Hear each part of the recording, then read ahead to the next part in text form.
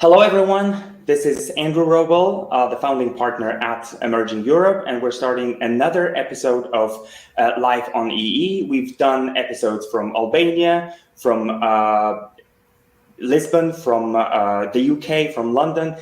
This time I'm calling in again from Portugal, but my guests today are calling from all over Central and Eastern Europe, from the Czech Republic, Romania, and Poland. So today's episode will be focused on ESG reporting. But before we dive deeper into the conversation, I would like to encourage every one of you to download a free copy of the Future of Emerging Europe Sustainability Report. If you haven't done it, you will find a link below the window before the post. So let's go back to my guests today. I would like to welcome the three of them, and let me introduce all of them first. I'll start with Anna Radnev. Anna Radnev is partner of international finance, Central and Eastern Europe, Southeastern Europe at CMS. We also have Sandra Feltham, who is managing partner at Flagship, and she's from the Czech Republic. And finally, Anna was from Romania, or is from Romania. And the last one, but not the least one, Rafał Rudzki, who is the ESG director at Żabka Polska. Welcome to Live on EE. Hello. Hi, everyone. Hello. So just a quick question at the very beginning, because, over the last couple of years, I've been listening to a lot of different people, and, the acronym ESG, and there's quite a bunch of other acronyms like SDGs, and, we were talking about CSR earlier. I would like to ask each and every one of you how you understand ESG. Of course, it stands for environmental, social governance, but every single person understands this in a slightly different way. So let me start with Sandra. What's your understanding of ESGs? So again, hi everyone. It's a pleasure to be here. Thank you for the invitation. How I understand ESG. So I understand it exactly the same as sustainability, as corporate responsibility. For me, all those terms are the same. I'm aware that every company uses something else, even every organization, even every region. But the core should be the same, and that is that it stands on the three P pillars: planet, profit, people. So it focuses on the environment, on the social, so on the people and communities, and on the governments, so on the economic.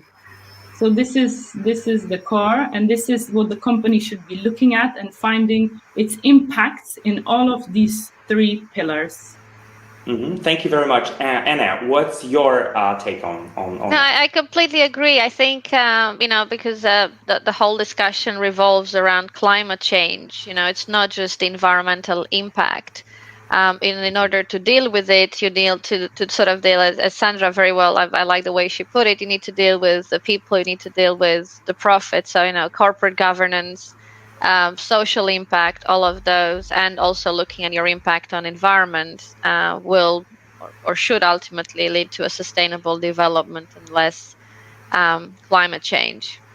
And I think, Rafał, from a corporate perspective, you've probably had to look at that for real, so to say.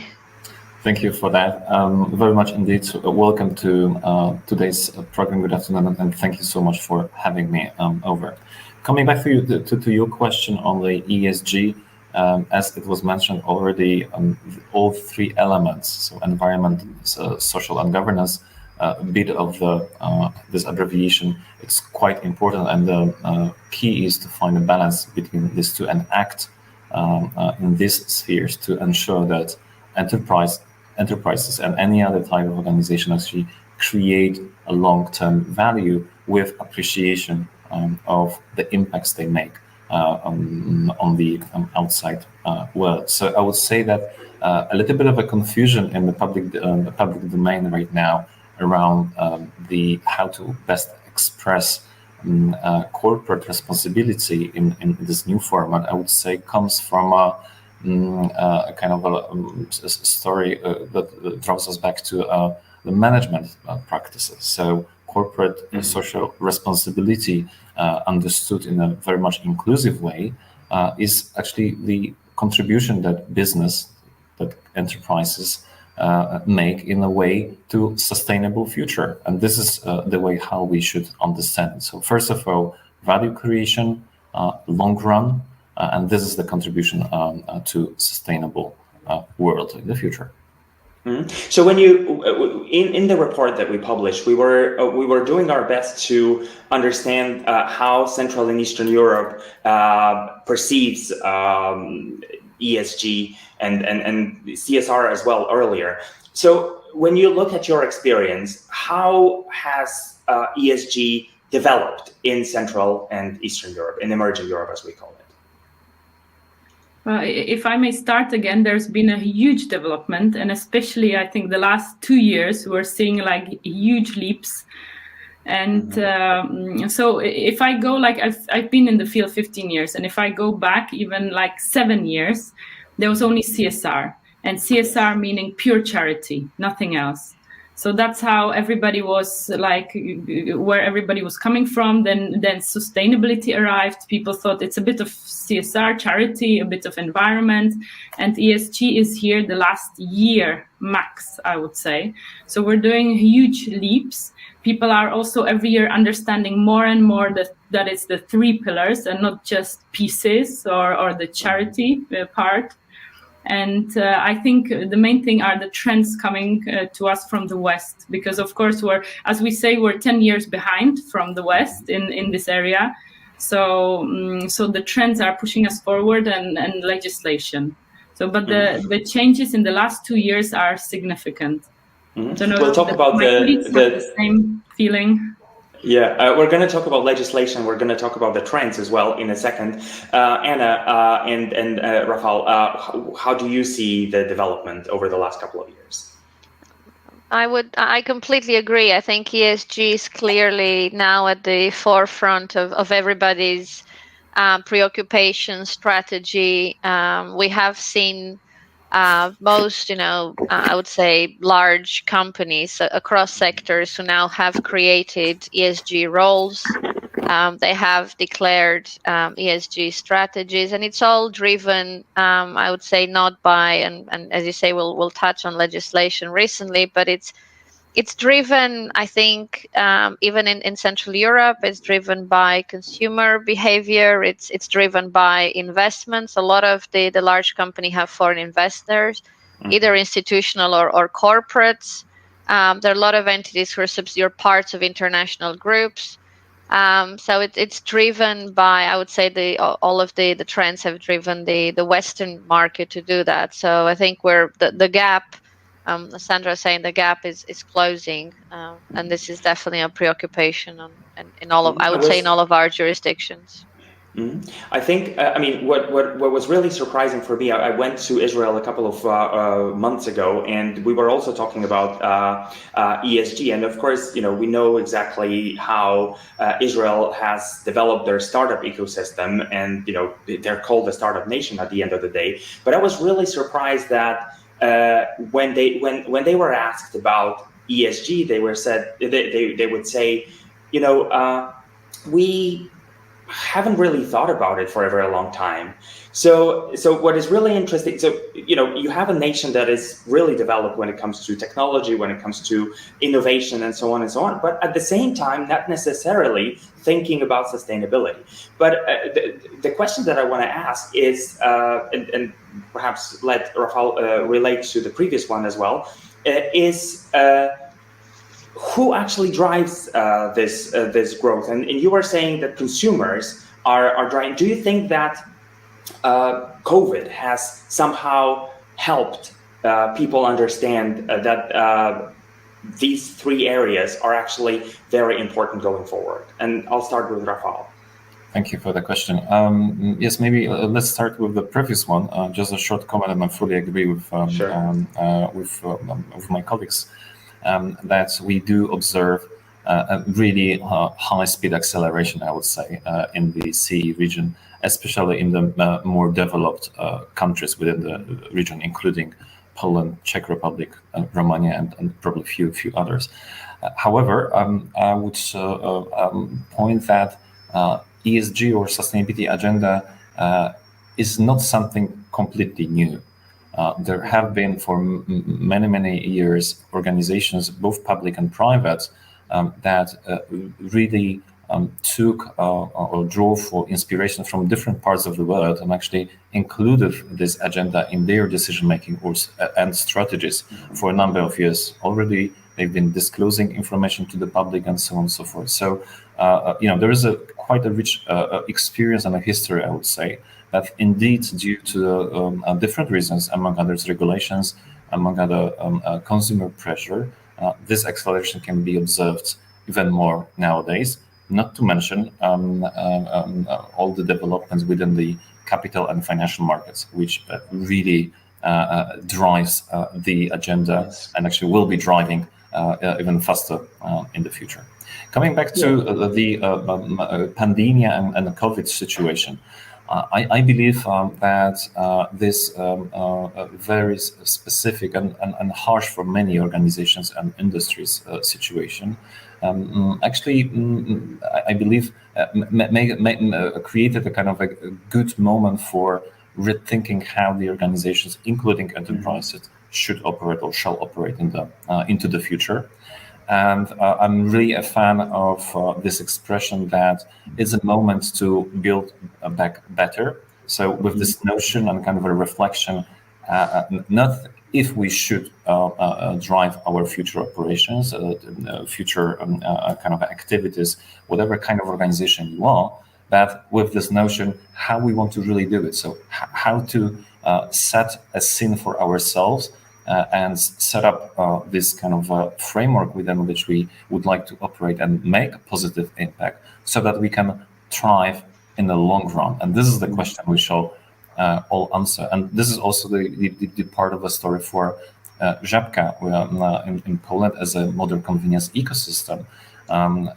In the pandemic, we spent so much effort, time, and we engaged so many stakeholders to actually be able to operate in such a difficult situation. And this was also one of the moments that helped us accelerate into a newly established responsibility strategy that actually sets a course into the future. I hope we'll have a space and opportunity to discuss that in detail later on. Yeah, we're going to talk about creating habits as well in a second that will drive this sustainable growth in a moment. But I wanted to go back to Sandra and to Anna to ask them how they feel about the pandemic and its impact on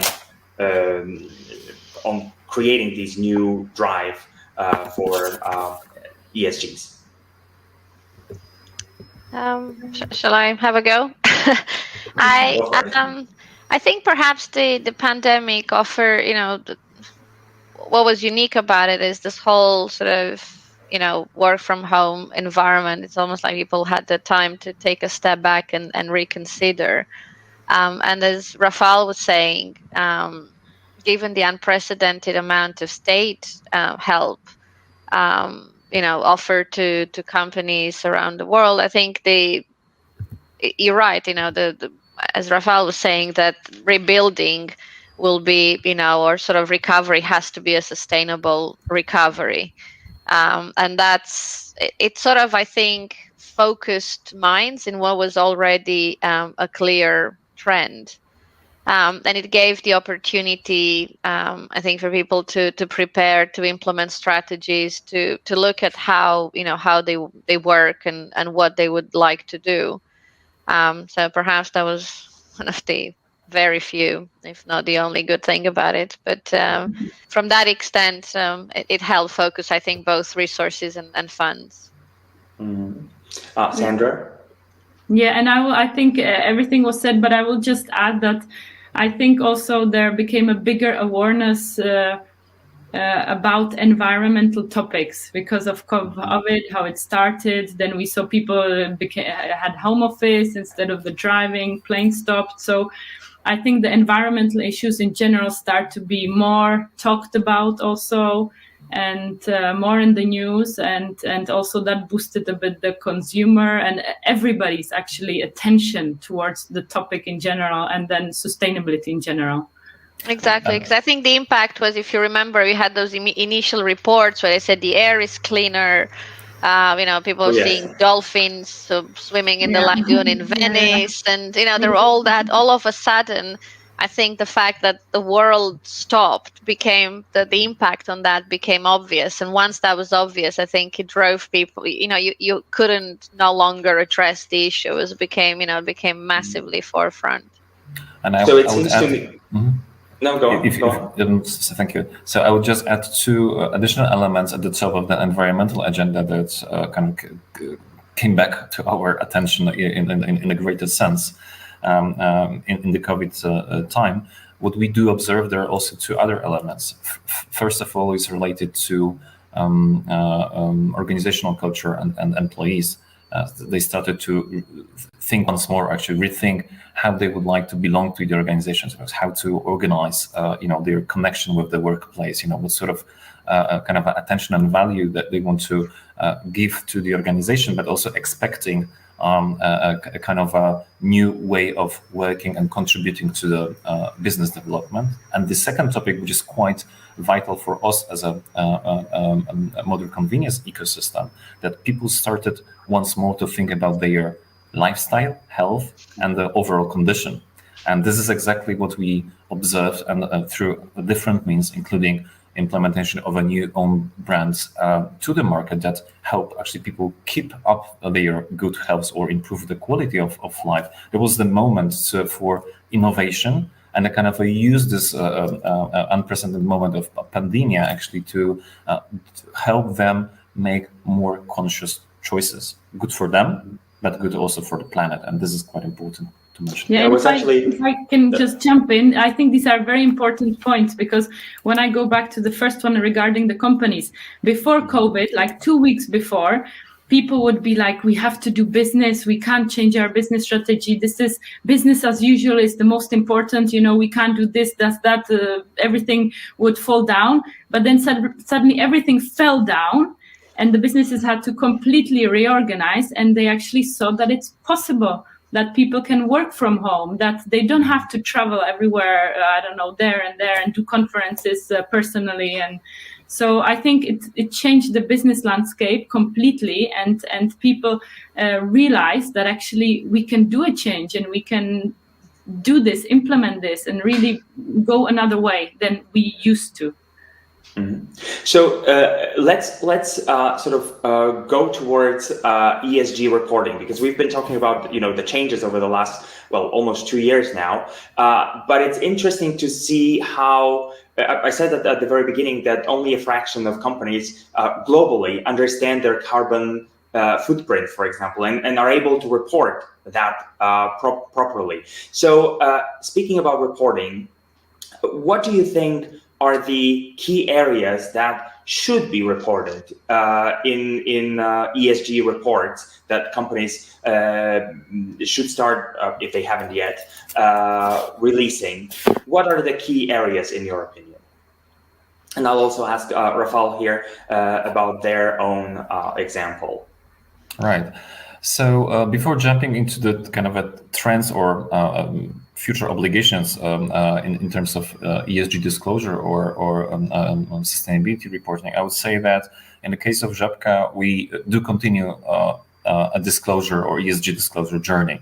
As it is true for sustainability efforts, this is a process, right? So every single cycle, every single year, the organization take all possible means to actually improve its performance that is later on reported. And I believe this is quite an important point to mention here, that the reporting is kind of just a part of this cycle and should not be treated as a kind of end result, but rather as a source for information, managerial information to improve processes, to improve performance, and indeed be able to contribute to the strategic goals. In case of Żabka, as I mentioned, we continue the reporting journey. Our latest report was voted as the best ESG disclosure in Poland by independent jury of sustainability reporting competition organized by Responsible Business Forum and Deloitte, which also proves that not only those organizations that are obliged to report, and there is plenty of very good disclosures that help stakeholders to understand the performance and what's the material aspects that should be reported. Going back to your question, what shall be reported? Actually, each and every organization should define with their stakeholders what's material, so what's important for their own business, and the defined areas of impact, as we previously discussed, that actually is this kind of a linking point between own operations and the external world. In case of Żabka, we are focusing on 4 main areas, pillars, which is previously mentioned: sustainable lifestyle, mindful business impact, so everything related to entrepreneurship, our franchisee model, and societal contribution. Then the 3rd pillar, very much important, related to responsible organization, so people's agenda and managerial practices, including corporate governance. And the 4th element, which somehow glues the remaining ones, is all around environmental sustainability, in our case, Green Planet. So these are 4 main material pillars that we report on, having established very concrete, measurable goals that shows our strategic direction, which is in this case ensuring that we create conditions for sustainable living for everyone and every day. Sustainability in our understanding and the overall ESG agenda should not be something that we celebrate once a year. It's an everyday. These are everyday activities that, through the scale of the organizations, create this impact. Yeah, I'm going to come back to you to ask you a couple of questions regarding the KPIs, but I want to ask Sandra and Anna about their opinion about which areas should be included in reporting, and what's your experience is like when it comes to other reports that you've seen and read. So for me, it's exactly as Rafael said, it's all about the materiality. The biggest mistakes I see, and it's all the time, is that companies just take a few indicators and they say, okay, carbon emissions everybody's reporting on carbon emissions, so I have to also, then I'll report on this, and I'm done. My sustainability is finished. It's going from the outside in. You have to start from the inside. So as was said, find your impacts, find where you are doing some change, and start with that. So start reporting. I mean, you don't have to report all 3 pillars. This is also another mistake. You just have to find really where you can make a change, where's the positive and negative impacts you're doing, and focus on that and report that transparently.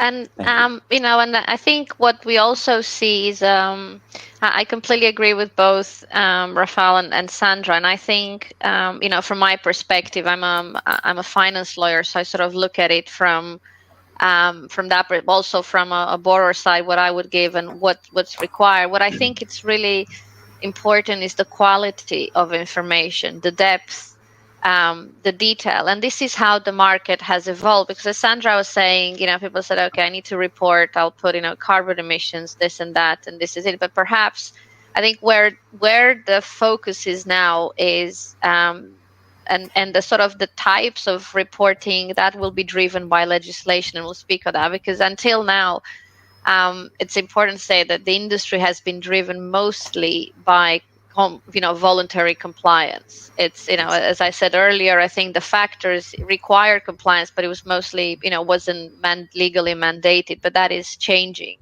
So I think the types of reporting will be soon, it'll be obvious from what you are required by law to report on. And then if you want to do additional reporting, of course, nobody will say. But what What I think it's significant now is the focus on quality and focus on identifying true KPIs that do require progress, because one of the issues was that people were reporting on things they were already doing. Although the nature, and I think the ethos of all the sustainability reporting is that you do need to show progress. You always need to strive. If you had something that you've done, fine, what's the next? It's not, you don't report on stuff you're already done. The quality, as I said, the quality and the depth of information, and that's why you've probably heard a lot of talk on greenwashing, which is sort of basically reporting without substance, and this is where the focus is. And you'll see, that there's a lot of investigation into people's actual reporting. So just putting out a nice glossy report doesn't help anymore. You see people now actually come, and that's really interesting. This is where, again, I think there's been a massive development, and it's good. It requires work. There's no, as Sandra was saying, there's no exact science, but that's where I think the focus is now on quality, depth, true KPIs reflecting of the respective business. And I see this from our own, even though we're a law firm, it's really important for us as well, to be able to be a sustainable business and show our clients, we're not just advising them, but we're doing it ourselves. And if you allow me, I'll just add one point, and actually invitation to all of our listeners today who are interested in the ESG disclosure, actually to go back to reporting principles, for instance, those offered by the Global Reporting Initiative, that actually goes back to this core, the quality that we've mentioned, is accuracy, balance, clarity, comparability, reliability, timeliness, and reporting, among others, on material issues. So this is exactly the triggers for quality reporting that is later on well understood and perceived by the stakeholders, including financial markets, that actually judge you by your current performance and the future plans and the kind of a way that you plan to achieve it, so that they can also add it to a reading of financial information that is for many years standardized as it comes to disclosure. So this all should come together to really reflect on where we are right now, what we have achieved, but how we plan to go further along the line. So tell me, when you imagine you have a company that has never done any ESG reporting, and they sat down and they're like, oh my God, what kind of KPIs should we actually come up with? What would be your advice here? Like how to go about those, creating those KPIs, making sure that the report will, at the end of the day, will actually be very good quality. It's an open question. Rafael, but you're on mute, I think. Sorry. So if you allow me, I will just start. So it's rather an exercise not on the reporting itself, but what's your kind of a starting point, kind of a point of departure and a strategy. So what you really, as an organization, enterprise, would like to achieve in the long run, and only then you move into the. Can you give a couple of examples here? Sure. So people are aware.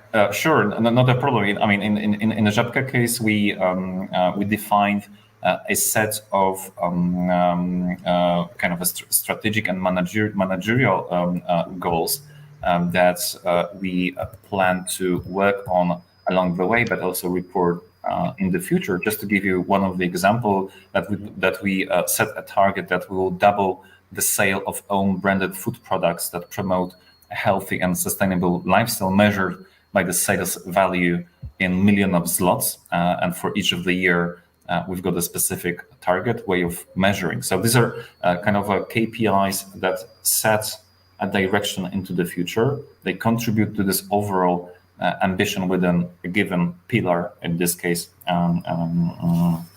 sustainable lifestyle, that we will report on. But actually this KPI drives and actions within the organization that we will later on report as a kind of a performance indicator and a case study. And coming back to your previous point, where to start with for those who are just, at the point of thinking, oh, what should I report? what should I start with? First of all, try to first understand who are your peers and go through their report so that you can better understand, how to look at yourself in a kind of a reporting mirror. And this is a great help for the very beginners. A very good tip. Anna, Sandra, how to go about those KPIs? So I would just add that that I always say start slow. Don't think like, okay, now I have to do this. They're doing this. So look at what your company is doing right now. Like, are you good in some community projects, or is your product very environmental, or trying to have an environmental package? I don't know. So look at what you've been doing until now and try to build on that slowly, with having the bigger picture in mind. Just as Rafael said, you have to have the big picture in head, but start slow and start on what you are already doing. Mm-hmm. I think that's a very good point. And also, going back to what we opened with, i.e. what is ESG? And also remember, I think it's important that it's not just about the environmental, as Rafael was, I think it's really interesting, and you see it in practice with Żabka's reporting. It's not just about environmental impact. So don't, also, if you want, think laterally. Some companies need to even do a bit of, I would say, internal due diligence, and sort of set systems in place, because it's not, you have to identify, but also think about information flow, putting in place reporting requirements, tracking. And I think that's really, Żabka is a great example, and it's not about how you set, how you measure, how comparable. So there's a lot of preparation, also not rushing it. I think that also needs to be, and there's been a recent trend and a recent discussion, if you look in the press, that people report on what they're doing, nobody reports on what they're not doing. And it's also a good report to say, look, we're working on it, this is the progress, set up dates, don't and I think that's really the fact that people focus and work on it. That's development, and that's doing it. Nobody would expect you to come out to the perfect KPI, perfect reporting, but actually showing that you're duly, you're giving it due care and attention. I think it already, shows that a company is in the right way. And that's how we see it, from, you see a lot of the finance products which are focused on sustainability, or they reward companies who, and banks, and I go back to what I said, banks are not interested to reward companies who are already there. They want to see, and they want to show that finance is there for goals. So, financing a report, looking at products going forward, that's clear, but it needs to be, understood, and as I said, properly reported on and justified.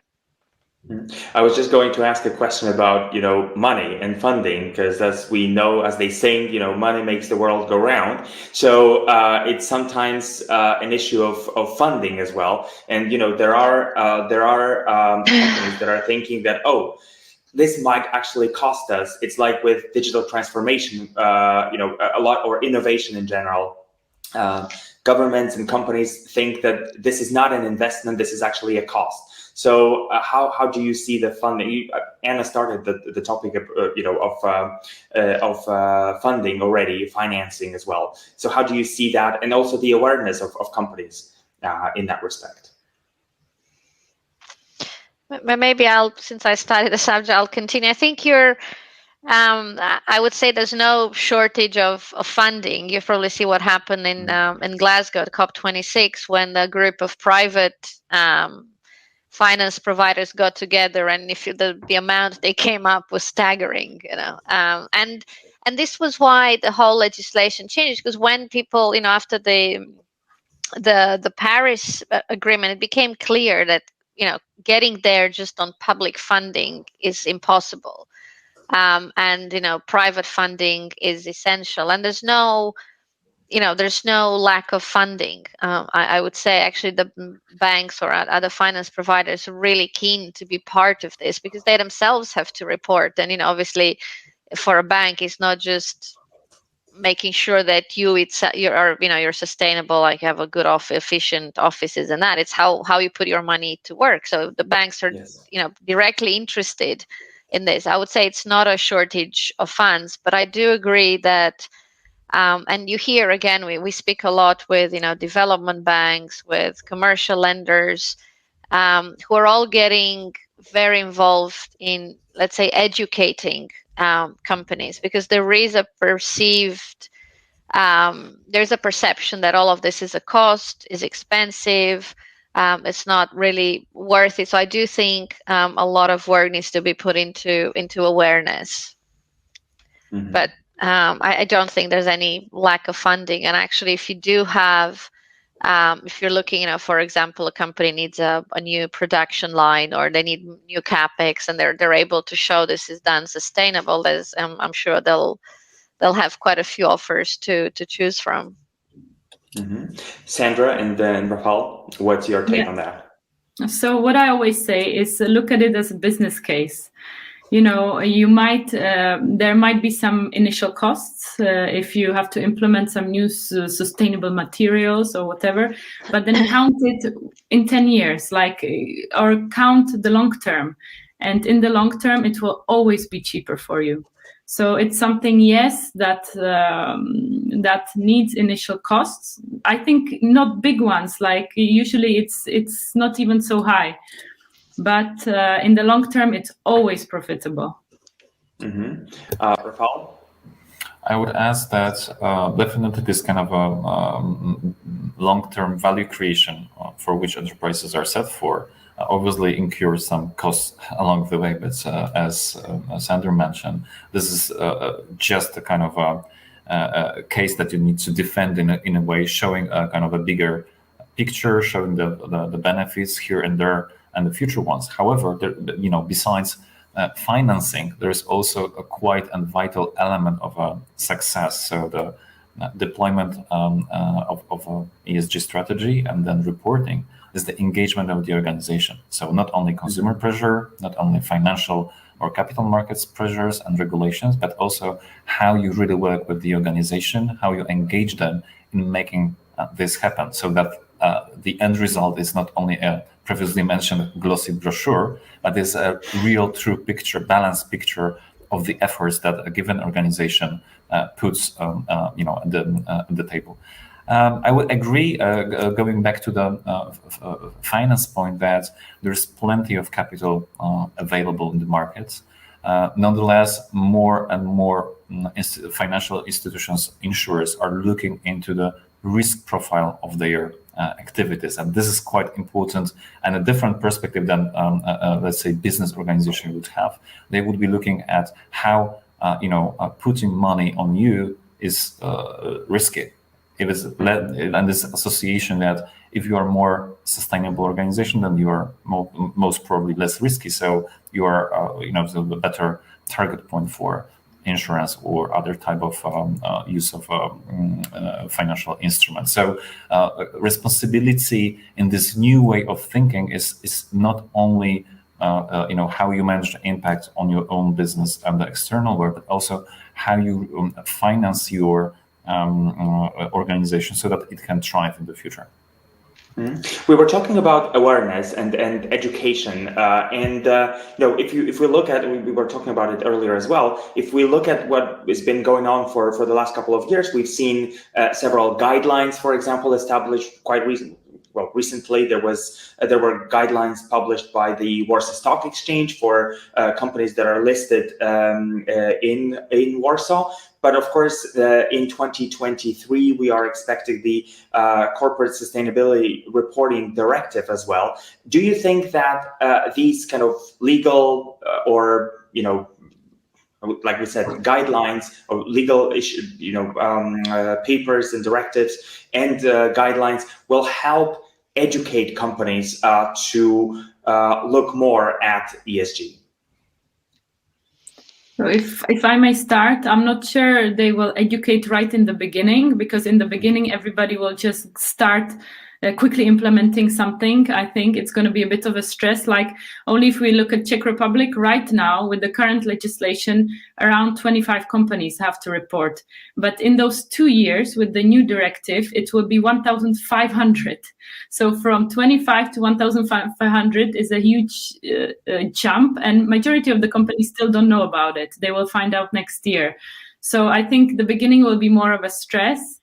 And so not sure about the education, but I think eventually once the people will start working with it and getting more into the topic, hopefully it will help. Yeah.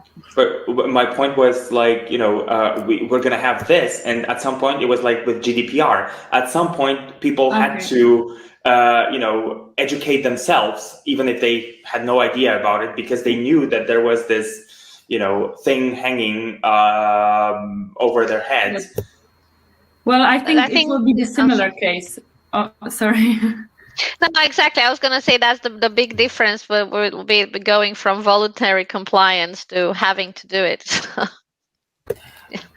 Yeah, exactly. And this is the kind of space for a leading organization, leading enterprises in given economy and industry, actually to lead, to show that even very often very complicated regulations, delegated acts of taxonomy, which are very much comprehensive and hard to understand and translated into the business language. However, someone needs to start and show that step by step it can be implemented as a good managerial practices.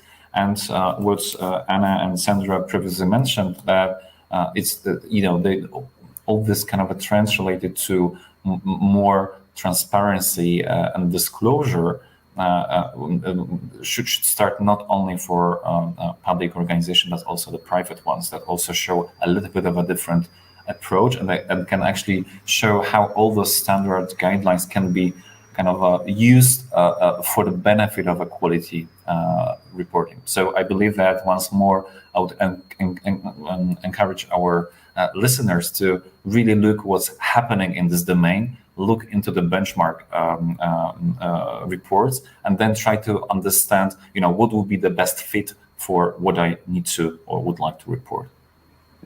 At the very beginning of our chat, we were talking about the last year being, this leap in ESG reporting. If we look ahead, let's say, a year after this directive has been introduced, which is the end of 2023, so in 2 years' time, really, how do you see the ESG landscape in Central and Eastern Europe after those 2 years? What kind of expectations do you have here? What will change? How will we develop? It's an open question again. Yeah, well, I think if I start, it will be similar to, as you mentioned, GDPR a bit. It will be a bit of a mess. I would think so, because still, at least when I'm talking about the Czech Republic, the amount of companies that are reporting now and that are trying to go this way is still minimum to how compared to the number that will have to in 2 years. So I think it's going to be a bit of a chaos. However, in the long term, we in sustainability, we always look in the long term, right? So in the long term, it will be only for good. But apart from the directive, do you think that there will be even more focus on this kind of voluntary reporting, for example, on people or companies realizing that we should actually do it regardless, forget the directive, we should do it anyway, because that's what really has been happening over the last year, right? Yeah, but I think the legislation will only speed it up, kind of help with this, because then everybody will want to do what their competitors are doing and see the consumers want it. So there will be an overall more need. So yes, for sure. Agreed. I completely agree. I think I completely agree. I don't think this will in any way change. And again, I think companies seeking investment, seeking financing, companies that have direct consumer, I would say, facing, that I don't think there's any way back. There's no way there's no room for toning down legislation or not. And there is probably one more aspect, at the top of other reasons why to report not only comply, but really use it as a kind of a vehicle for a better management and better interaction with the stakeholders. So it's not only once more about the ESG disclosure as a kind of single-bodied document, but it's how we communicate the performance to a given stakeholder group. So it's also how you plan it and how you execute it and how you really use this, let's call it ESG content in interaction with the customers, markets, and other stakeholders group. And we forgot quite an important group, which are current and future employees. And the usage of the ESG disclosure very often is, a kind of a single source of information. What sort of organization, I'm working with or would like to work with. And we see more and more often people coming in over the recruitment process or through different channels, kind of asking us, hey guys, what's your standpoint in the sustainability domain?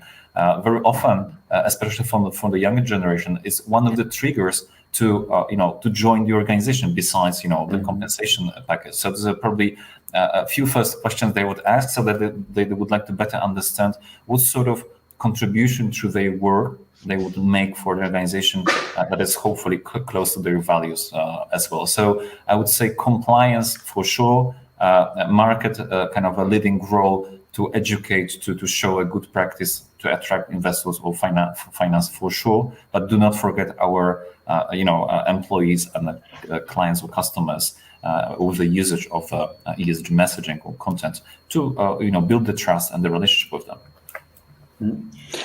Thank you very much for that. I see, like I said earlier, I see those two parallel processes going on. One being this voluntary that has been developing and growing for the last year or so. And like we said, the legislation that is coming in is going to speed the process up. Thank you very much for this chat this afternoon. My guests, Anna Radnev, Sandra Feltham, and Rafał Rudzki, thank you very much, and see you around. Thank you for having us. Very interesting. Thank you. Bye-bye. Thank you.